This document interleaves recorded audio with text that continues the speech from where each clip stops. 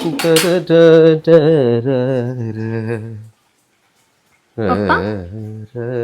చేస్తున్నావు, మళ్ళీ బుక్ కూడా చదువుతున్నావా? ఇప్పటి వరకు నేను రాసిన పుస్తకాలు మీకు పరిచయం, కానీ నేను యూట్యూబ్లో చెప్తున్న ఒక అండర్స్టాండింగ్ని ఒక వ్యక్తి పుస్తకం రాశాడు. ఆయన పేరు శ్రీహర్ష మార్తాలా అని. అతను అమెరికాలో ఉంటాడట.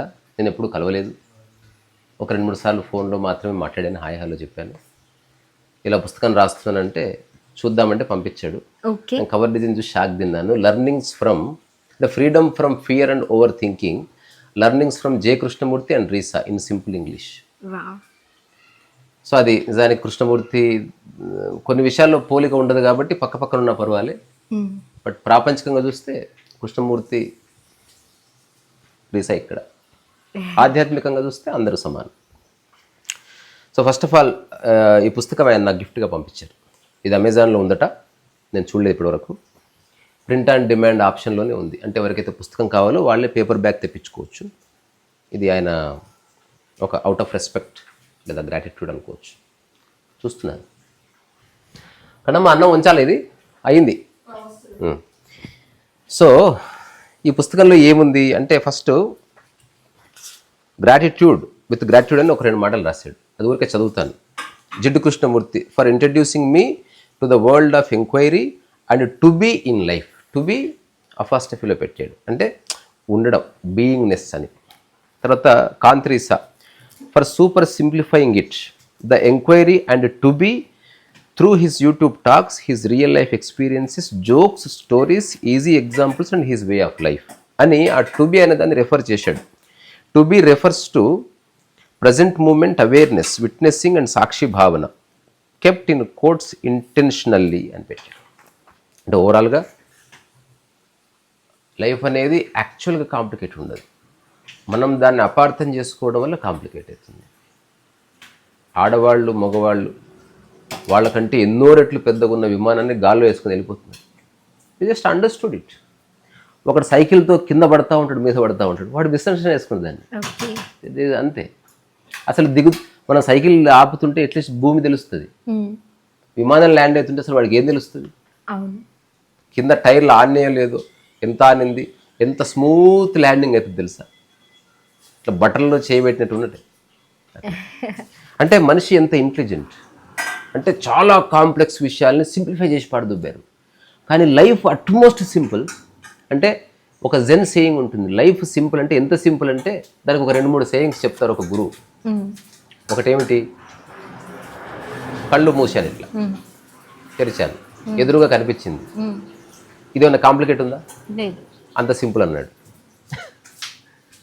రెండవది, శ్వాసించినంత సులువు, అంత సింపుల్. అంతే. ఎప్పుడన్నా లంగ్స్ చెడిపోతే అప్పుడు కాంప్లికేట్ అవుతుంది, కంటి చూపు చెడిపోతే అప్పుడు చాలా నలుపుకొని చూడాల్సి వస్తుంది. అంటే నీకు లైఫ్ అండర్స్టాండింగ్కి మధ్యన ఏదో మిస్అండర్స్టాండింగ్ వచ్చి దూరటం చేత మనకు కాంప్లికేట్ అనిపిస్తుంది. తర్వాత ఇంకొక పేజ్ రాశారు, అందులో ఆథర్స్ నోట్ అని పెట్టారు దాని పేరు. దాని ఊరికే చదివి ఇందులో ఒక చాప్టర్లో ఫస్ట్ చాప్టర్లో ఏముందో చూద్దాం. అంతలోపు మన కూర కూడా అయిపోతుంది. ఈరోజు దొండకాయ కర్రీ చేస్తున్నాను. This book started as a note book. For years, I had been reading Jiddu Krishnamurti, his talks, his dialogues, his relentless questioning of everything the mind does to itself. I understood him intellectually, but understanding and living are different things. అంటే నేను కృష్ణమూర్తిని చదివాను, విన్నాను, everything చేశాను. So అర్థం చేసుకోవడం అంటే ఇంటలెక్చువల్గా కాదు, దాన్ని ఆచరించగలిగే విధంగా అర్థం కావాలి.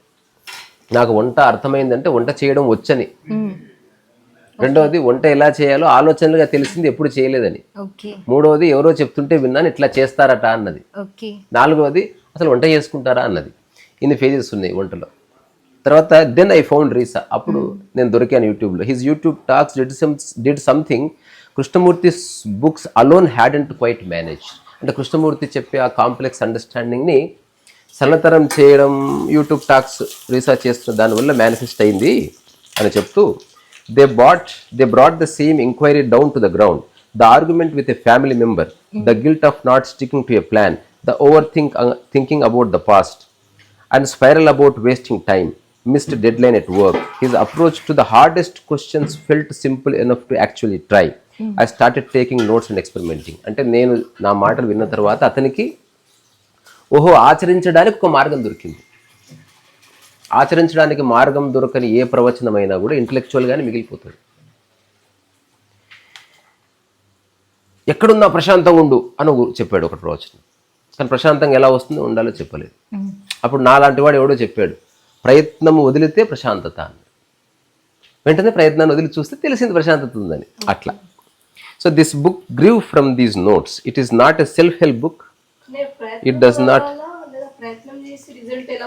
ఆ తర్వాత సంగతి ప్రశాంతంగా ఉండాలంటే ప్రయత్నం ఉండకూడదని.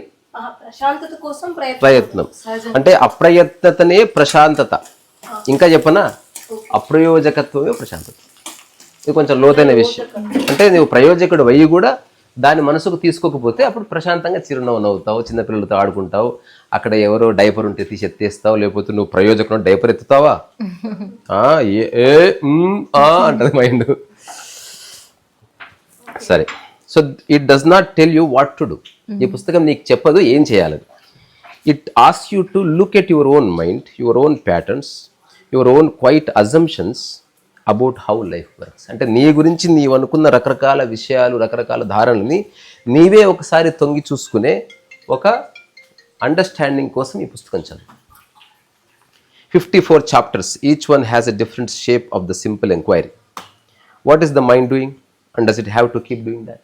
అంటే నువ్వేదో ఆలోచిస్తున్నావు, నిజంగా అది అవసరమా? రోజంతా గొడవ పడుతున్నావు, ఇంతసేపు అవసరమా? బ్యాంకులో డబ్బులు కూడా పెడతా ఉన్నావు, అనుభవించట్లే, అవసరమా? ఇంట్లో 50 దిండ్లు ఉన్నాయి, నిద్ర వస్తలేదు, అవసరమా? కిచెన్ జబర్దస్త్ ఉంది, ఆకలి అవుతలేదు, అవసరమా?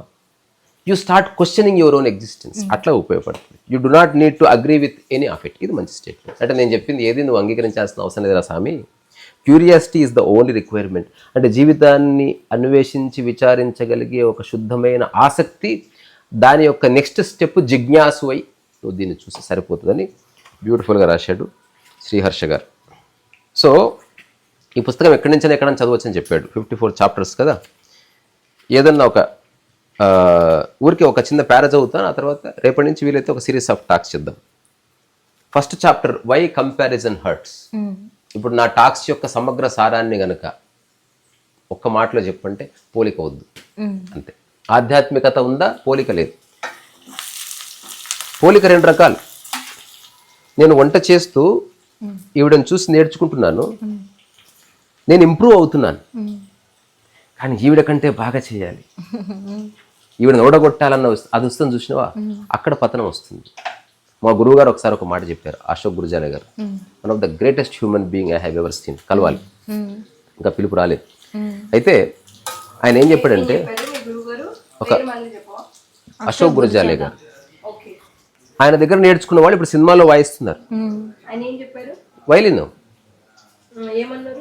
అదే చెప్తున్నా, వైలిన్ ఆయన దగ్గర నేర్చుకుని సినిమాల్లో వాయిస్తున్నారు. అందులో కొందరు స్టూడెంట్స్ వాయిస్తే ఎంత కమ్మగా ఉంటుందంటే మా గురువు గారు కూడా ఆశ్చర్యపోయి వినంత కమ్మగా ఉంటుంది. మా గురువు గారి కంటే బాగా వాయిస్తారు. అక్కడ ఉన్న వాళ్ళకి అనిపిస్తుంది వీళ్ళే గురువులా ఉన్నారే. కానీ ఒకసారి గురువు అన్నారు, నేరా అన్నాడు ఒకసారి. అంటే చిన్న అహం వచ్చింది వాడికి, నువ్వు నాకంటే బాగా వాయించొచ్చురా, యవనంలో ఉన్నావు, కానీ నీకంటే నాకు 40 ఏళ్ళ అనుభవం, నీకు తెలియని ఎన్నో రహస్యాలు నాకు తెలుసు, అది నువ్వు ఎప్పుడు మర్చిపో. అంటే యు నెవర్ ఫర్గెట్ దట్. నువ్వు ఎంత వాడివైనా నా ద్వారా వచ్చిన వాడివి అని మర్చిపో. అంటే నీలో వైలిన్ అనే దాన్ని ప్రతిష్టాపన చేసిన వ్యక్తిని నేను. బొక్కల్లో పొడుస్తా అనేవాడు అనమాట. అంటే చిన్న అహం వచ్చినా కొడతాడు, రా వైలిన్ పెట్టు వేసాడు. అందరు ఎంత బాగుంటారు ఆయన దగ్గర. నేనైతే నా జీవితంలో చక్కగా కాళ్ళు మొక్కిన వ్యక్తి ఆయన. అంటే ఎవరైనా కాళ్ళు మొక్కు వద్దు అంటారు కదా, ఆయన ఆయన కూర్చొని ఆ మొక్కు. కొన్నిసార్లు ఏం చేస్తాడు తెలుసా, నువ్వు మొంగిన తర్వాత నీ మెడ పట్టుకుంటాడు, పట్టుకొని వేరే పనులది మాట్లాడతాడు, లేవనీయండు. అంటే నీలో అహం పొడ చూపితే అది పోవాలంతే. నువ్వు కాళ్ళు మొక్కేది ఇప్పుడు కొందరు ఇట్లా అంటారు, ఇట్లా అంటారు, ఏంది ఏంది సినిమా అనుకున్నావే, అట్లా రకరకాలుగా ఆయన తట్టి లేపుతాడు అనమాట. అతను ఒకసారి నాతో చెప్పిన మాట, అతను గుర్తుండకపోవచ్చు, బట్ నాతో చెప్పిన మాట అదే. ఇది చెప్పి ఆల్రెడీ అయిపోయింది, 3 సార్లు చెప్పేదాన్ని. అదేంటంటే నేను వైలిన్ నేర్పించట్లేదు అన్నాడు. ఓకే. ఇన్స్టిట్యూట్ ఏంది? Violin institute. అవును. చూడు ఆయన చెప్తున్నాడు, నేను డిసిప్లిన్ నేర్పిస్తున్నా, డిసిప్లిన్ సెట్ అయితే వైలిన్ వచ్చేస్తుంది అన్నాడు. ఉదాహరణకి నువ్వు రోజులో 100 పనులు చేయాలనుకోకు, ముందు ఎర్లీగా లేస్తూ 6 నెలలు కానీ ఆటోమేటిక్గా పనులు అవుతాయి. అవును, లేచిన తర్వాత అయితే అంతే కదా. అంటే నీకు ఫస్ట్ ప్రశాంతంగా సమయంలో ఉండాలి. పొద్దున్న 4 గంటలకు లేచావు. నాకు తెలిసిన ఒక మిత్రుడు టెంపుల్కి వచ్చేవాడు. ఓన్లీ ఒక 6 months ఆఫ్ స్టింట్ నాతో ఉండేవాడు అనమాట. అతను ఏమి చేసేవాడు కాదు, ఎంక్వైరర్. ఇప్పుడు ఉద్యోగం చేస్తున్నాడు, వేరే సంగతి. ఎర్లీ మార్నింగ్ 4 o'clock విధిగా లేచి ఫస్ట్ స్నానం చేసేవాడు. ఎవ్వరుండరు అతను, ఎవరికి ఇంకొక 2 నిమిషాల తర్వాత నేను తినేస్తాను. ఎవ్వరు ఉండరు, అతను చూసేవాడు. ఎవరి కోసమో చేయట్లేదు. ఫస్ట్ ఫ్రెష్గా స్నానం చేసి మంచి బట్టలు కట్టుకునేవాడు. కట్టుకొని ఒక 5-6 మంది పడుకొని ఉంటారు. వాళ్ళ దగ్గర ఎక్కడైతే లేచాడో అక్కడే కూర్చొని హాయిగా ఇట్లా కూర్చుంటాడు. 8 అయింది. Is not meditating, is happily sitting. మళ్ళీ మెడిటేటింగ్ అంటే అది ఒక యాక్ట్ కదా. అసలు హ్యాపీగా కూర్చున్నాడు, అసలు ప్రశాంతం కూర్చున్నాడు. 8 అవ్వగానే కొంచెం బ్రేక్ఫాస్ట్ అట్లా చేసి ఒక 1/2 hour అట్లా తిరిగి వచ్చి మళ్ళీ మధ్యాహ్నం 1 గంట వరకు కూర్చున్నాడు. మళ్ళీ ఒక 1/2 hour అట్లా పడుకొని మళ్ళీ ఏదైనా తినేసి మళ్ళీ సాయంత్రం 7-7:30 కల్లా తినేసి ఒక 1/2 hour అట్లా ఆకాశాన్ని చూస్తూ కూర్చొని ఆ తర్వాత 8-8:30 కల్లా పడుకునేవాడు. నేను చూస్తాను, ఓకేనా. నేను ఒకసారి అడగవలసిన ప్రశ్నే అడిగాను. పొద్దున్నే లేస్తున్నావు, రాత్రి ఎల్లిగా పడుకుంటున్నావు, అసలు ఏమీ చేయట్లే. నువ్వు మెడిటేషన్ చేయట్లే, రీడింగ్ చేయట్లే, డిస్కషన్ చేయట్లే, విచారణ చేయట్లే అంటే వాళ్ళ గురువు గారు ఒక మాట చెప్పారంట, ముందు ఓపిక తెచ్చుకోరా.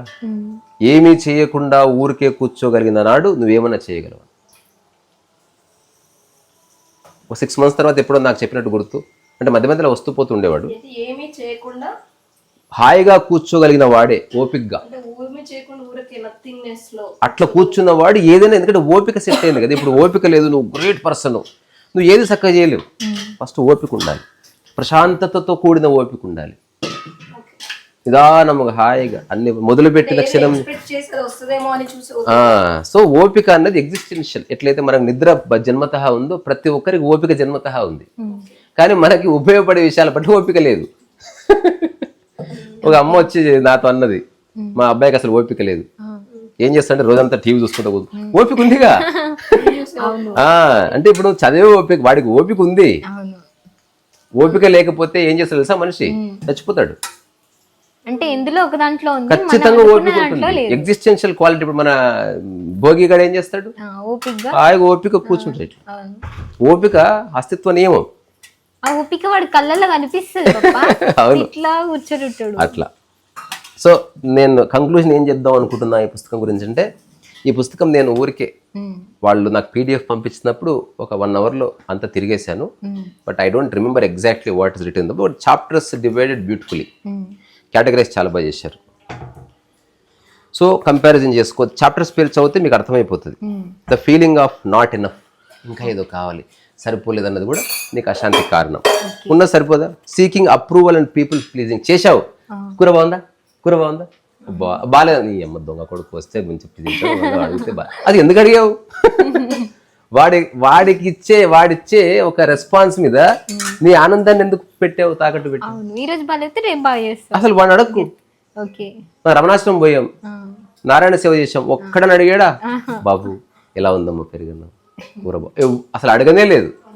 నాకు రామసురత్ ఆశ్రమంలో ముస్లాం షాక్ ఇచ్చింది. నీకు ఆ రోజు చెప్దాం అనుకున్నా, నువ్వు లేట్ వచ్చినావు. ఆ రోజు ఫోన్ మాట్లాడుతున్నావు, నేను వెళ్ళిపోయిన తర్వాత నువ్వు అప్పటికి తీసుకుంటున్నావు అనమాట.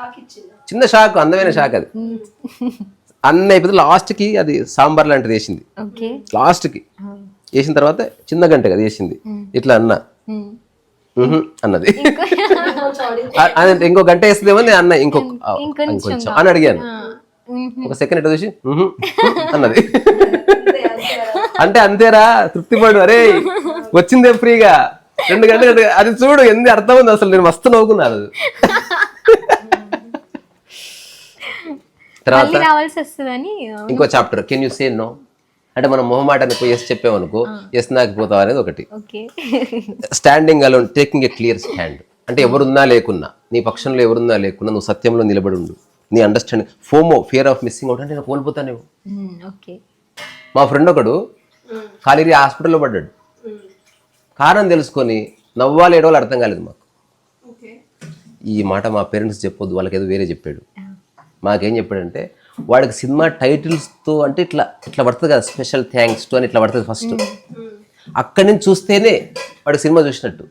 పేర్లు స్టార్ట్ అయ్యేందుకు సినిమా చూడు, మళ్ళీ వచ్చి నెక్స్ట్ షోకి వెళ్తాడు. వాడికి అదో పిచ్చి, కళ్ళు మూసుకోవచ్చు కదా. అందుకని సినిమా లేట్ అయిపోతామని కట్లు కొట్టుకుంటూ పోయి పడ్డాడు.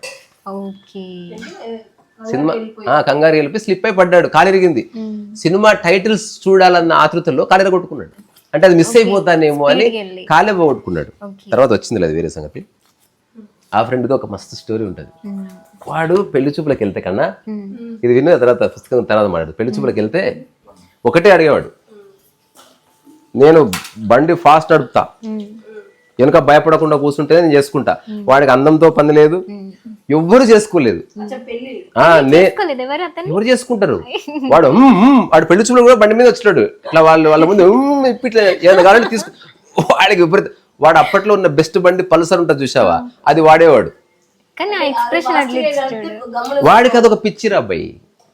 వాడు నా భార్యని ఎక్కించుకొని పోవాలి, స్పీడ్ అంటే భయపడతా గీపడతా, నాకు ఇది ఎక్కడి లాజిక్, వాళ్ళ పేరెంట్స్ ఇది ఎక్కడి రా నీకు అంటే, నాకు ఉద్యోగం ఉంది, పైసలు ఉంది, ఐఎమ్ సెటిల్డ్, నేను లైఫ్ లో ఇప్పుడు ఎంజాయ్ చేయాలి.